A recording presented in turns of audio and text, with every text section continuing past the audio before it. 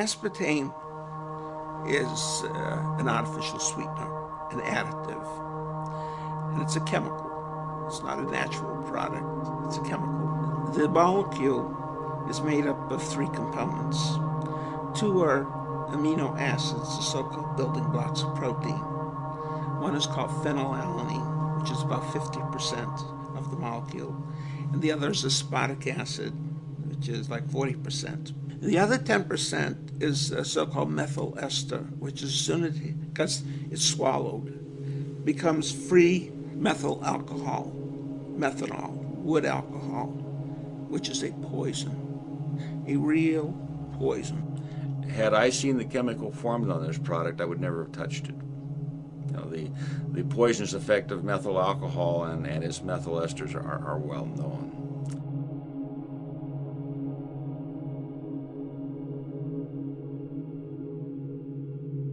The G.D. Searle Company, in the quest to get approval for their product, aspartame, they conducted a study on animals in which they fed some animals, like I said, low dose, medium dose, high dose of the product, and then they used control animals that supposedly did not get any of the product.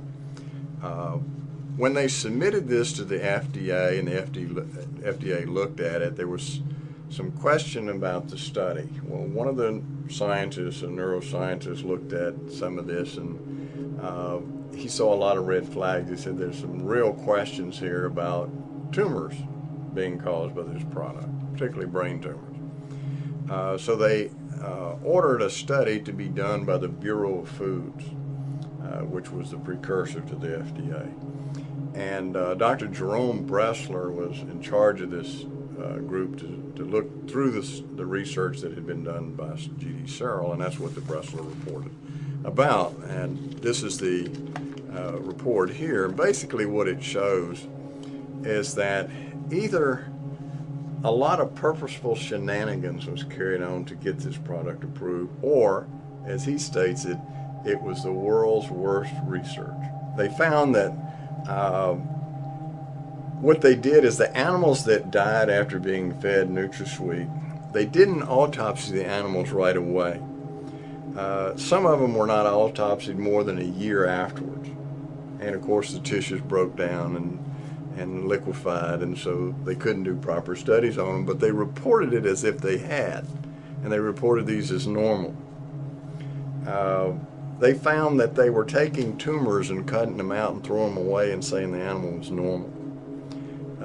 They had animal tissues that had obvious tumors in it that were reported normal. They had, in one of the cases here that's reported, a lymph node that was enlarged. And this G.D. Searle pathologist reported it as a normal lymph node. When the scientists from the Bureau of Foods looked at it, they said it was an obvious lymphosarcoma, a highly malignant tumor. When we did our double-blind study here at this hospital, we had really a tragic situation which occurred, which I attributed directly to the aspartame. We needed volunteers. We looked at both patients, that is people who had a history of mood disorder, and we needed some controls, that is people without a history of mood disorder. One of the people that I used in the study was the administrator for our psychiatric unit. He was a PhD psychologist. And several days into this study, he had an emergency. He had an ophthalmologic emergency. That is, he had sudden bleeding in his eye and a detachment of his retina.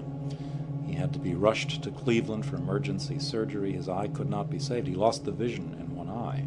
At the same time, we had another participant in the study, a nurse, who also had an episode of intraocular bleeding, that is, bleeding within her eye.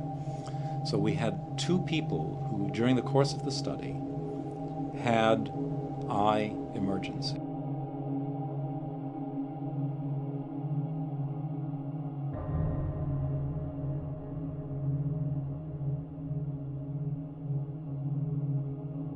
Well, an excitotoxin, basically what it does, it's a normal transmitter in the brain. These are chemicals that allow brain cells to communicate.